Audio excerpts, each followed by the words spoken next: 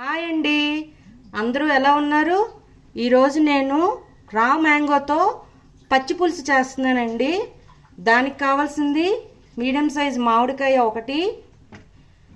ఈ దినుసులు ఆయిల్ లేకుండా ఫ్రై చేసుకోవాలండి. ఎండుమిరపకాయలు 4, జీలకర్ర 1/2 టేబుల్ స్పూన్, మెంతులు 1/2 టేబుల్ స్పూన్, ధనియాలు 1 టేబుల్ స్పూన్ అండి.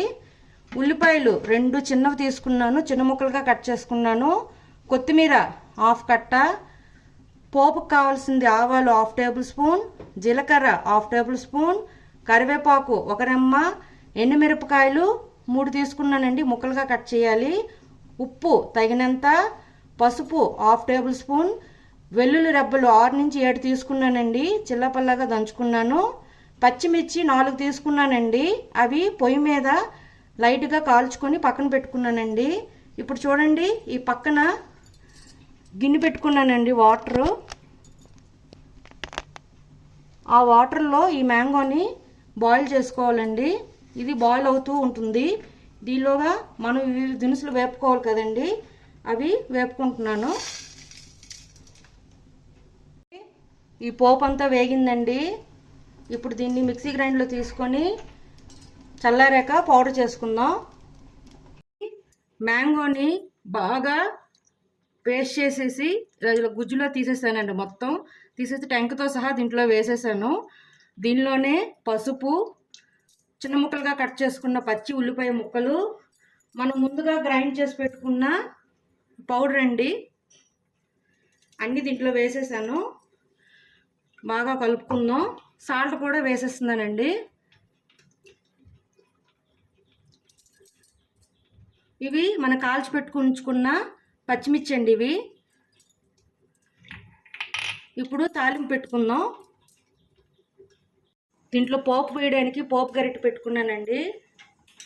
ఆవాలు, జీలకర్ర, కరివేపాకు, ఎండుమిరపకాయ ముక్కలు, తెల్లుల్లిపాయ రెబ్బలు, ఇంగువ కొంచెం వేసుకొని ఈ తాలింపుని బాగా వేగనివ్వాలండి.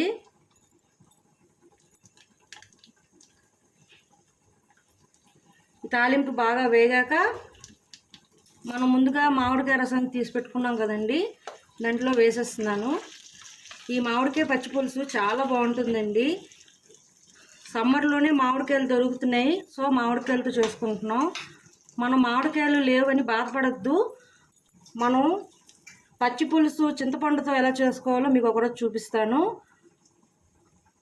పచ్చి మామిడికాయలు దొరకపిన వాళ్ళకి ఆ మామిడికాయలు, పచ్చి మామిడికాయలు ముక్కలుగా కట్ చేసి ఫ్రీజ్ చేసి పెట్టుకుంటే కనీసం 3 to 4 months వస్తాయండి.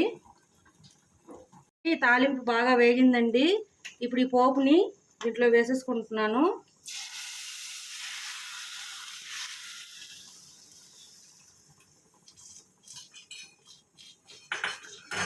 దీంట్లోనే కొత్తిమీర కూడా వేసేస్తున్నానండి. వేసుకొని బాగా కలుపుకొని దీన్ని రైస్తో తీసుకోవడమేనండి. ఇప్పుడు దీన్ని సర్వింగ్ బౌల్లోకి తీసుకుందాం. చూడండి, మామిడికాయ పచ్చి పులుసు ఇలా సర్వింగ్ బౌల్లోకి తీసుకున్నానండి. ఇది వేడి వేడి అన్నంలో చాలా బాగుంటుందండి.